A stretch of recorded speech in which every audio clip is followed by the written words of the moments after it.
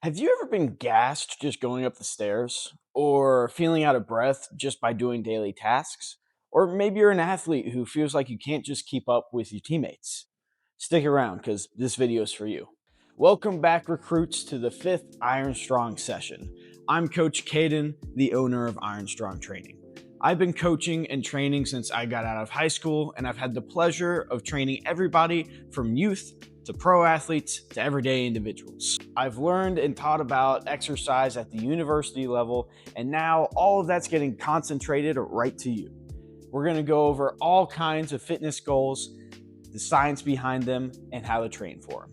This is going to be a good one. We're going over endurance, which can mean a lot of different things. So, to be specific, we are going to go over the energy systems in your body, how to train for muscular endurance, how to train for anaerobic conditioning, and how to train for aerobic conditioning. First up, energy systems. Our body uses 3 different energy systems to provide energy for movement. But don't think of these as turning one on and turning another off. It's more of a ratio of which energy system is providing the most energy for movement at any given time. It's the duration of exercise that causes the shift in that ratio for which energy system is taking priority. The first one we're going to cover is the phosphagen system, also known as the ATP-PC system. This system immediately supports muscular action by using readily available resources. Resources like ATP and creatine phosphate that are stored in the muscle. Creatine phosphate might sound familiar because people often supplement with creatine monohydrate to saturate their muscles' creatine stores. The phosphagen system supports and energizes high-intensity, short-duration movement and usually exhausts somewhere around 6 seconds.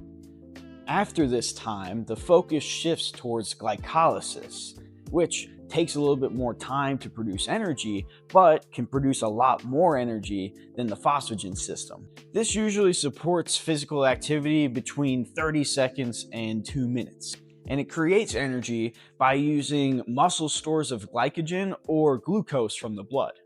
Glycolysis and the phosphagen system together are known as our anaerobic systems because they produce energy without the presence of oxygen, although this does result in certain fatiguing byproducts. Glycolysis, however, can also lead into our aerobic systems, the ones that use oxygen to produce energy.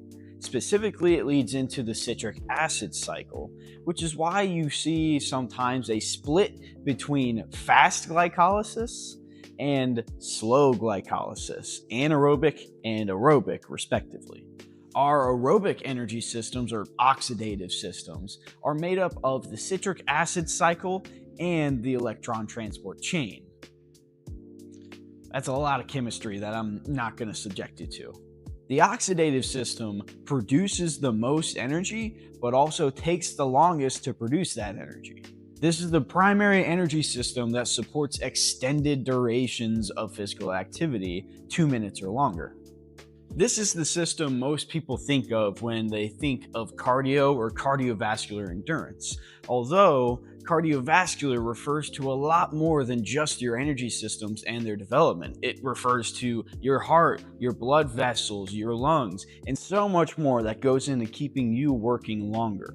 Although knowing the energy systems and what they provide is important for how we train for endurance. Now on to the practical piece. Starting off with something a little bit simpler, muscular endurance. Muscular endurance is the ability of a muscle to continue to perform without fatiguing. We usually train for muscular endurance with high reps, low weights, and short rest periods. Reps, we typically go for anywhere between 10 to 30 repetitions, noticeably increasing the duration of your set, and with intensities of less than or equal to 67% of your 1 rep max. Rest period recommendations appear to be a little bit split, with the American College of Sports Medicine recommending anywhere from 30 to 60 seconds of rest in between sets, and the National Strength and Conditioning Association recommending up to 30 seconds. In general, we want them to be fairly short, and we want to be able to start our next set without gasping for air.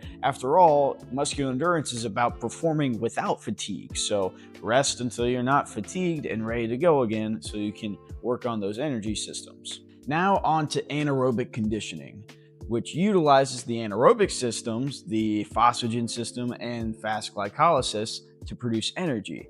As such, our work intensity is going to be very high, but the duration fairly low, somewhere between 6 seconds to 2 minutes. The intensity for this section and the aerobic section will be utilizing VO2 max, RPE, and heart rate zones. VO2 max, also known as maximal oxygen uptake, is the maximum amount of oxygen your body can transport, deliver, and utilize on a cellular level. When it comes to anaerobic conditioning, the percentage is going to be very, very high, up towards maximum like 90% or way above your maximum like 170%. RPE, or rating of perceived exertion, is a subjective measure of how hard you're working, usually on a scale of 1 to 10 or 6 to 20. For the 1 to 10 scale, we want to be around an RPE of 7. Heart rate zones are based off of your heart rate maximum. Each one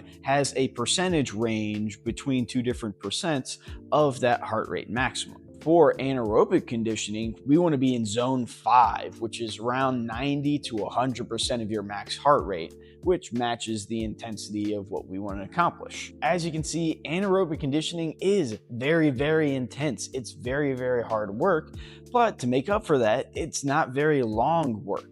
Hopefully by now you're understanding the relationship between those two variables, duration and intensity. A popular training method for anaerobic conditioning is interval training, and specifically, a lot of people love high intensity interval training, or HIIT.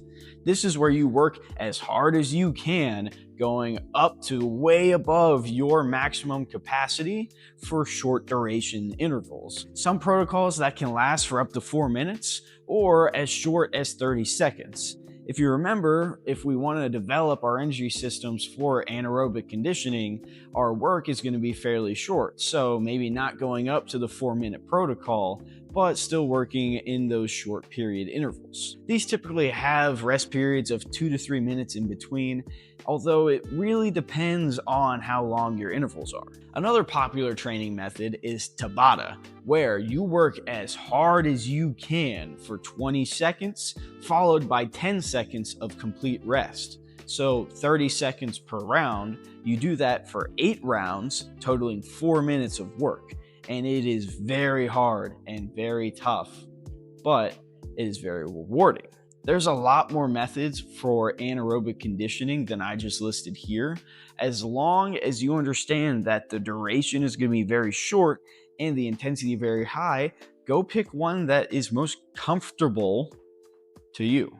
Now, on to aerobic conditioning, which utilizes our oxidative systems or aerobic systems. This typically involves low intensity and long duration, the exact opposite of our anaerobic conditioning earlier. Intensities for aerobic conditioning tend to be around 40 to 60% of your VO2 max, 4 to 5 RPE on the 1 to 10 scale, or zone 2 for the heart rate, around 60 to 70% of your max heart rate. Durations are going to be a lot longer, somewhere between 30 minutes to 60 minutes. Although if you do have a specific training goal, like running a marathon or some other type of race or timed event, then you want that duration to be around 75 to 100% of that event. so you are ready to complete it. After a training session like that, you may want 1 or 2 days in between before you go again. This depends on a lot of different factors, like how you recover from your training sessions, your physical health, so how close are you to injury, especially overuse injuries, which are pretty common in endurance-based events and training, and of course, your schedule or when you have time to train. Outside of that, most recommendations say that you should train this at least 2 to 3 days a week, or up to 5 days a week, so you still have days of rest in between. Before I go, let me just say that there is a lot of different manners and methods to train for endurance than the ones I just listed here. These are just general guidelines, but you may want to specify what I say to how you train and what is most comfortable, enjoyable, or matches your goals. After all that, please listen to your body, see how it recovers, and stay healthy. That's all for this video. Hopefully you're not gonna get gassed walking the groceries in from your car. If you still don't know how to go about training for your goals, click the link in my bio to fill out the coaching application, and we can create a plan together specific to you. Your viewership is amazing support and is greatly appreciated. If you would like to support the channel even further, don't forget to like and subscribe to join the Iron Strong Army, and leave a comment below on any future fitness goals that you want me to cover, any topics that we want to dive in deeper, or if you just want to be a part of the community. From the bottom of my heart, I really appreciate all of you. And remember to forge your own destiny.